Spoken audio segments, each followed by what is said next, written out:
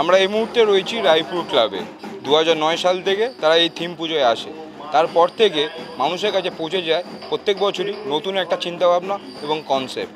এই বছর তারা কি কনসেপ্ট নিয়ে কাজ করছে আরও বিস্তারিত জানবো। আমার সাথে এই মুহূর্তে রয়েছেন ক্লাব সদস্য, তার কাছ থেকে বিস্তারিত জানবো যে এই বছর কী থিম তারা বানাচ্ছেন এবং কোথা থেকে এলো এই চিন্তাভাবনা। প্রথমেই স্বাগত এস নিউজের পর্দায়। এবং এই বছর কী থিম আপনারা বানাচ্ছেন এবং এই চিন্তাভাবনাটা এলো কোথা থেকে? এবছর আমাদের ৭৬তম বর্ষ।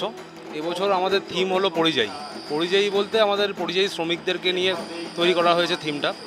পরিযায়ী শ্রমিকদের এই মুহূর্তে তুলে ধরা হয়েছে এই কারণেই, তারা কিন্তু দেখবেন আমরা আমাদের পুজোটা আমাদের মতন করে উপভোগ করতে পারি। তারা কিন্তু বিভিন্ন জায়গায় গিয়ে যখন তারা পুজোটা করে, তারা কিন্তু আর বাড়ির লোকের কাছে ফিরে আসতে পারে না বা তাদের পরিবারের সাথে এই বাঙালির মহাপুজো যে দুর্গা পুজো, সেই পুজোকে তারা অনুভব করতে পারে না। তো তারা যেই সমস্ত কনস্ট্রাকশন সাইটে যারা সেই মুহূর্তে কাজটা চলছে, সেই সমস্ত কনস্ট্রাকশন সাইটে দাঁড়িয়ে তারা তাদের যে নিত্য প্রয়োজনীয় মেটেরিয়ালস, যেমন ধরুন আপনার ওখানে কোদাল, বেলচা, কড়াই, চালুনি, তারপরে আপনার হাতুড়ি, এইগুলো দিয়েই কিন্তু তারা তাদের পুজো মণ্ডপটাকে সাজাচ্ছে এবং সাজিয়ে তারা মাতৃ আরাধনা করছে।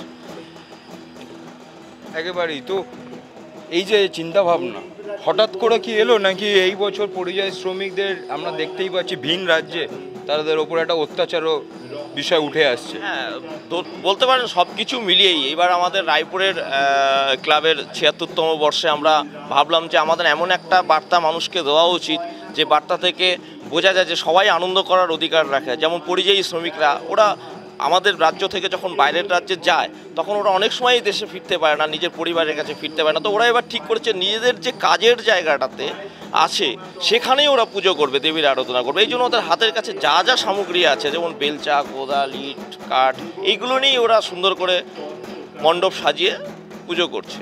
আর আমাদের ক্লাবে ছোটোর থেকে বড় সব বয়সের লোকজন এই 4 দিন 5 দিন খুব আনন্দ করে, সবাই একসাথে থাকে। তো প্রচুর লোক হয়, তো তাদের কাছে একটা বার্তা যাবে যে সবাই আনন্দ করতে পারে এবং যে যেখানেই থাকে সেইভাবেই তারা যেন আনন্দ করে, সেইভাবেই একটা বার্তা দেওয়ার চেষ্টা করছি সবাইকে। দক্ষিণ কলকাতার একদম শেষ প্রান্তে রায়পুর ক্লাব, কিন্তু একটা ক্রেজ তো থেকেই যায় রায়পুর ক্লাবে পুজো দেখার জন্য। তো কি কি ব্যবস্থা রাখছেন দর্শকদের জন্য? আর দর্শকদের জন্য এক্সিট গেট আছে, তারপরে এন্ট্রি গেট আছে, ফায়ার আছে, তারপরে আপনার ট্রাফিক ব্যবস্থা আছে। আমরা থানার সাথে কথা বলে এবং ট্রাফিক যে কন্ট্রোল গার্ড আছে এখানে গড়িয়াতে, সেখান থেকে এসে ওদের সাথে একটা কমিউনিকেশান আমাদের সবসময় থাকছে। তারা গার্ডরেল দিয়ে যাচ্ছে এবং তাদের যে ট্রাফিক গার্ডের লোকজন তাদেরকে এখানে পোস্টিং করছে। তো এইগুলোর ব্যবস্থা সবসময় থাকছে। বাথরুমের ব্যবস্থা থাকছে আমাদের, যেরকম টেম্পোরারি বাথরুম করা হয়, টয়লেট, তো সব কিছুই থাকছে ব্যবস্থা। সিকিউরিটি আছে। ভলান্টিয়ার আমাদের 50 জনের মতো ভলান্টিয়ার আছে টোটাল। সবাইকে আহ্বান করব যারা কলকাতা এবং কলকাতার বাইরে আমাদের রাজ্যে এবং বাইরের রাজ্যের থেকেও যারা পুজো দেখতে আসে, এটা একটা বিরাট উৎসব বাঙালির, এবং বাঙালি ছাড়াও অনেক লোক আসে, তাদের সবাইকে আমরা আহ্বান করব আমাদের প্যান্ডেলে আসুন, দেখুন, আশা করি ভালো লাগবে।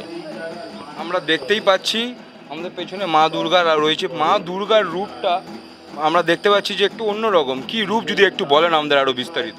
না, রূপ বলতে যেরকম পুজো হয় ওরা ওদের প্যান্ডেলে পুজো করছে, যেরকম ওরা যেইভাবে ভেবে রাখে এবং সাধারণ মানুষ যেইভাবে ভাবে যে দেবী যেরকম হবে, দেবীর মুখ যেরকম হবে, যেরকম দেবীর মুখ দেখলে পরে সবাই ভাববে যে না এটা একটা দুর্গা মায়ের মুখ, সেইভাবেই আমাদের সেই ভাবনা থেকেই মূর্তি তৈরি করা হয়েছে।